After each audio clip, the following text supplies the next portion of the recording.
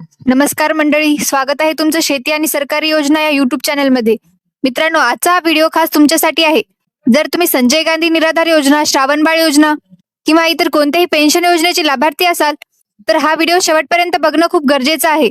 कारण या व्हिडिओमध्ये आपण 4 महत्त्वाचे मुद्दे सोप्या भाषेत समजून घेणार आहोत. पहिला मुद्दा आहे, डिसेंबर महिन्याचे पैसे नेमके कुणाच्या खात्यात आले आहेत आणि कुणाला अजून मिळालेले नाहीत, याची खरी स्थिती काय आहे. दुसरा मुद्दा, ज्यांना अजून पैसे मिळालेले नाहीत त्यामागे नेमकी कोणती कारणे असू शकतात ते स्पष्टपणे समजून घेणार आहोत. तिसरा मुद्दा आहे, काही लाभार्थ्यांना पूर्ण रक्कम न मिळता कमी पैसे का मिळाले, यामागे काय अडचण आहे तेही आपण पाहणार आहोत. आणि चौथा सर्वात महत्त्वाचा मुद्दा आहे, जानेवारी महिन्याची पेन्शन कधीपर्यंत येऊ शकते आणि लाभार्थ्यांनी सध्या काय करायला हवं याची सविस्तर माहिती या व्हिडिओमध्ये दिली जाणार आहे. म्हणून मित्रांनो, कोणतीही माहिती मिस होऊ नये यासाठी हा व्हिडिओ शेवटपर्यंत नक्की बघा. व्हिडिओ सुरू करण्यापूर्वी एक छोटीशी विनंती आहे, तुम्ही जर या चॅनलवर पहिल्यांदाच आला असाल, तुम्ही या चॅनलला नक्की सबस्क्राईब करून ठेवा आणि बेल आयकॉन दाबा, जेणेकरून तुम्हाला संपूर्ण अपडेट्स वेळेवर मिळतील. चला तर मंडळी, व्हिडिओला सुरुवात करूया. मित्रांनो, आता आपण आधी डिसेंबर महिन्याच्या पैशांबद्दल समजून घेऊया. 1 जानेवारीच्या संध्याकाळपासून डिसेंबर महिन्याचे पैसे हळूहळू लाभार्थ्यांच्या खात्यात जमा व्हायला सुरुवात झाली आहे. आता इथे 3 वेगवेगळ्या परिस्थिती आहेत. पहिली परिस्थिती आहे, काही लाभार्थ्यांच्या खात्यात डिसेंबर महिन्याचा हप्ता पूर्णपणे जमा झालेला आहे. अशा लोकांनी सध्या कोणतीही काळजी करण्याची गरज नाही. दुसरी परिस्थिती आहे, काही लाभार्थ्यांच्या खात्यात अजून 1 रुपयाही जमा झालेला नाही, म्हणजे पैसे यायचे आहेत पण अजून खात्यात आलेले नाहीत. आणि तिसरी परिस्थिती आहे, काही लाभार्थ्यांच्या खात्यात पैसे आलेत पण ते पूर्ण नाहीत. कुणाला 2,500 ऐवजी फक्त 1,000 रुपये आलेत, कुणाला तर फक्त 500 रुपये जमा झालेत. म्हणजे मित्रांनो, सगळ्यांना सारखे पैसे मिळालेले नाहीत. कोणाला पूर्ण, कोणाला अर्धे, तर कोणाला अजून काहीच नाही. याच कारणामुळे अनेक लाभार्थी गोंधळात पडलेले आहेत. आणि पुढे नेमकं काय करायचं हे आपण पुढच्या मुद्द्यात समजून घेणार आहोत. मित्रांनो, आता सगळ्यात महत्त्वाचा प्रश्न आपण समजून घेऊया, जानेवारी महिन्याचे पैसे नेमके कधी मिळणार. सहज भाषेत सांगायचं झालं तर सामान्यतः काय होतं ते आधी समजून घ्या. नेहमी अशी पद्धत असते, आधी शासनाकडून GR येतो, मग पोर्टलवर त्याची नोंद होते आणि त्यानंतर आपल्या खात्यात पेन्शन जमा होते. पण यावेळेस ही नेहमीची पद्धत पाळली गेलेली नाही. यावेळी काय झालं, GR अजून आलेलाच नाही. पोर्टलवर एक मेसेज दिसला आणि काही वेळाने तो मेसेज काढून टाकण्यात आला.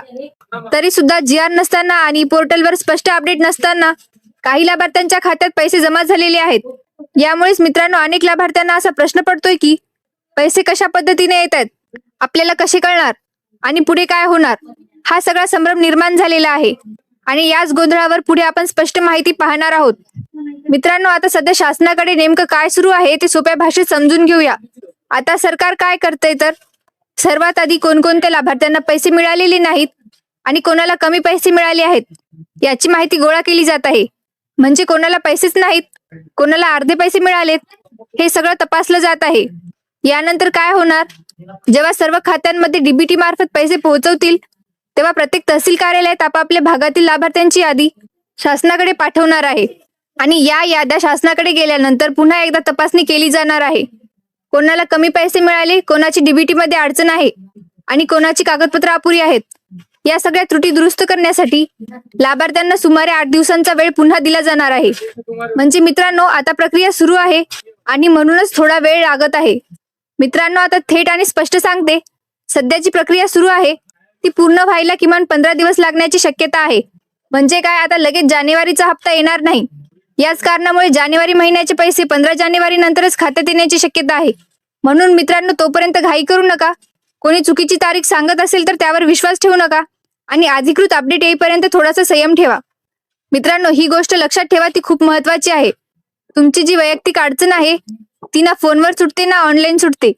म्हणजे जर तुमच्या खात्यात पैसे आले नसतील किंवा कमी पैसे आले असतील किंवा DBT मध्ये काही अडचण असेल किंवा तुमची कागदपत्रे अपुरी असतील तर या सगळ्या समस्या घरबसल्या सुटत नाहीत. अशा वेळी एकच मार्ग आहे, तुम्हाला तहसील कार्यालयाकडून प्रत्यक्ष जाऊन संबंधित शाखेत तुमची अडचण सांगावी लागते. म्हणून मित्रांनो, जर वैयक्तिक समस्या असेल तर वेळ न घालवता तहसील कार्यालयात जाणं आवश्यक आहे. मित्रांनो, इथे एक महत्त्वाचा फरक समजून घेणं गरजेचं आहे. काही मागण्या अशा असतात ज्या सगळ्या लाभार्थ्यांसाठी एकसारख्या असतात, जसे की सर्वांना 2,500 रुपये सरसकट मिळावेत, अनुदान वाढवावं, 5% निधी लागू करावा. अशा मागण्या एकट्याने होत नाहीत, त्या संघटनात्मक पातळीवर कराव्या लागतात. पण दुसरीकडे तुमची स्वतःची फाईल, तुमची DBT अडचण, तुमची कागदपत्रे अपूर्ण असणं, ही सगळी कामे वैयक्तिक असतात आणि ही काम तुमच्याऐवजी कोणीच करू शकत नाही. म्हणून मित्रांनो, सामूहिक मागण्या वेगळ्या आणि वैयक्तिक अडचणी वेगळ्या. आणि वैयक्तिक अडचणीसाठी तुम्हाला तहसीलमध्ये जाऊन काम पूर्ण करावं लागतं.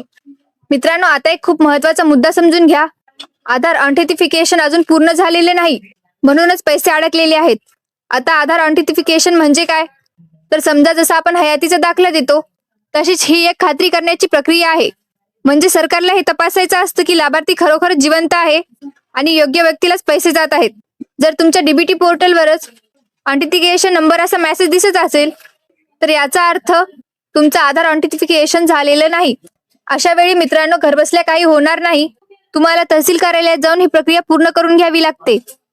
मित्रांनो, आता दिव्यांग लाभार्थ्यांसाठी एक महत्त्वाचा मुद्दा आहे, तो म्हणजे यूडीआयडी कार्ड केवायसी. दिव्यांग लाभार्थ्यांसाठी यूडीआयडी कार्डची केवायसी असणं बंधनकारक आहे. आता जर तुमचं यूडीआयडी कार्ड केवायसी पेंडिंग असेल किंवा तुमचं यूडीआयडी कार्ड तात्पुरतं असेल किंवा त्याची वैधता संपली असेल, तर अशा परिस्थितीत पेन्शन थांबू शकते. म्हणून मित्रांनो, अशा लाभार्थ्यांनी आपले यूडीआयडी कार्ड रिन्यू करून त्याची झेरॉक्स प्रत तहसील कार्यालयात जमा करणे अत्यावश्यक आहे. यामुळेच पुढील हप्ता वेळेवर मिळण्याचा मार्ग मोकळा होतो. मित्रांनो, आता एक महत्त्वाची माहिती लक्षात ठेवा. सर्व योजना ज्या आहेत, संजय गांधी योजना, श्रावणबाळ योजना आणि इंदिरा गांधी योजना, या सर्व योजनेत ज्या लाभार्थ्यांचे अर्थसहाय्य अजून प्रलंबित आहेत, त्यांच्यासाठी तहसील कार्यालयाने अधिकृत सूचना जारी केल्या आहेत. म्हणजे मित्रांनो, जर तुमचे पैसे मिळालेले नाहीत किंवा काही अडचणी आहेत, तर तुम्हाला ही सूचना आणि आवश्यक प्रक्रिया तहसील कार्यालयात जाऊन पाळावी लागणार आहे. मित्रांनो, आता पाहूया तहसील कार्यालयात कोणकोणती कागदपत्रे तुम्हाला जमा करावी लागतील. ही कागदपत्रे आहेत: number 1 Aadhaar card xerox, number 2 bank passbook xerox, number 3 दिव्यांग यूडीआयडी कार्ड झेरॉक्स, नंबर 4 दिव्यांग प्रमाणपत्र xerox, number 5 Aadhaar link mobile number. एक महत्त्वाची बाब लक्षात ठेवा, जर तुमचं यूडीआयडी कार्डची वैधता संपलेली असेल, तर ते रिन्यू करून त्याची प्रत जमा करणे अनिवार्य आहे. मित्रांनो, लक्षात ठेवा, ही कागदपत्रे वेळेत न दिल्यास तुम्हाला वाढीव अनुदान मिळण्यात अडचण येऊ शकते. म्हणून मित्रांनो, सर्व कागदपत्रे नीट तयार करून वेळेत तहसील कार्यालयात जमा करा. मित्रांनो, आता शेवटची महत्त्वाची माहिती लक्षात ठेवा. जानेवारी महिन्याच्या पेन्शन बाबत सध्या कोणतीही अंतिम तारीख जाहीर झालेली नाही. सर्वप्रथम काय होणार, डिसेंबर महिन्याचा डेटा पूर्ण केला जाईल.